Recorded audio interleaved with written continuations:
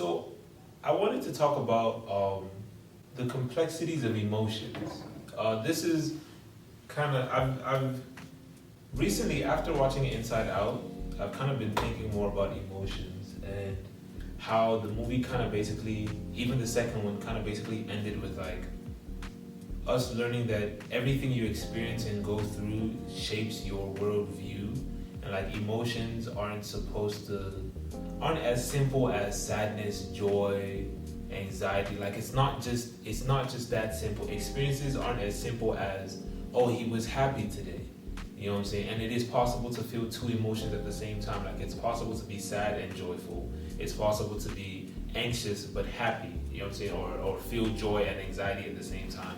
So it's like it brings me to the thought or question of like, is using the like one-worded description of emotion, is that a bad thing? Like I get that it kind of gives an underlying basis of like, okay, if you don't know what you're going through, these are probably like a plethora of options that you could potentially be feeling. But I feel like me personally, growing up, I've always used the one word to describe the entirety of the emotion that I'm feeling in a given moment. So let's say an event occurs. To describe how I was feeling during the event, I would use the word happy. And then happy becomes like the encapsulation of what I was feeling in the moment.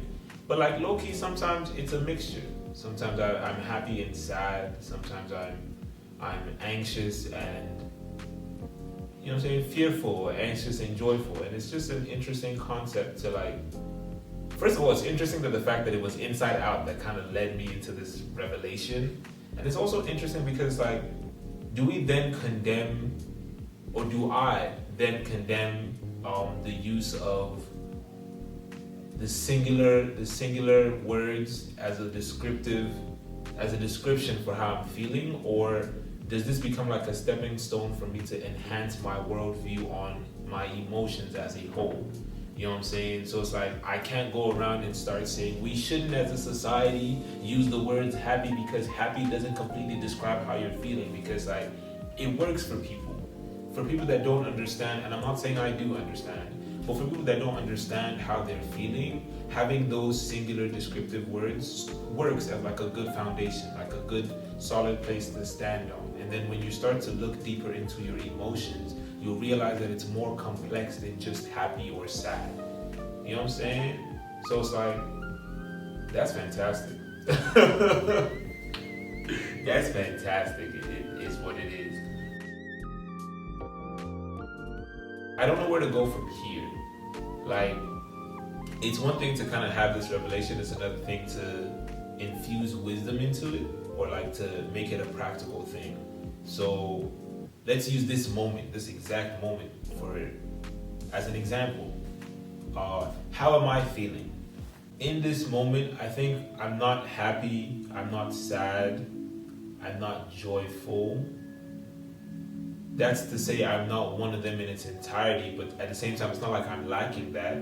Like, I think I do feel some parts joy, but I also feel some parts sadness.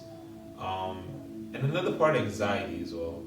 But even then, I feel like the vocabulary, or my understanding of the vocabulary, isn't deep enough to like fully explain how I'm feeling. Are there more words to describe emotions? Like, am I missing a whole segment of vocabulary that just goes deeper into emotional description? Let's actually look it up. Give me a second. A few moments later. Okay, yeah, so I just didn't know about it, but there is a wheel of emotions, which is basically like in the center, you kind of have simple descriptions like happy, sad, disgusted, angry, fearful, bad, surprised. And then as you go further out, it gives you more words that go deeper into that section, which is fantastic actually. And I didn't know about this. Wow. I think what I'm learning in this moment, even like after looking at the wheel of emotion, is that like before I can figure out a word to describe how I'm feeling, I probably have to, and this is probably just something that works for me, but I might have to say out in a full sentence or in like a paragraph what exactly it is that I'm feeling. And then the more I talk, I'll probably be able to like summarize it, if you will, into words. or like into one word or into a phrase. You know what I'm saying? So emotions are complex, and the thing that makes it even more complex is the fact that there's not one system that works for everybody. And like, because we have billions of people on the planet, everybody kind of works differently. Now, I'm not saying you are isolated in the way you function. You will probably find people that function in the same capacity that you function, like function in the same way that you function, or whose emotions work in the same manner as you. It's just not everything you see is directed towards you. You can find something that works for you, but not everything you see is for you. You get what I'm saying? But that brings this random discussion to a close. Basically, yeah, look into emotions and watch Inside Out if you haven't already. Come on, yo. It was a solid movie, but I did not like Joy. She pissed me off, but I get it. I understand.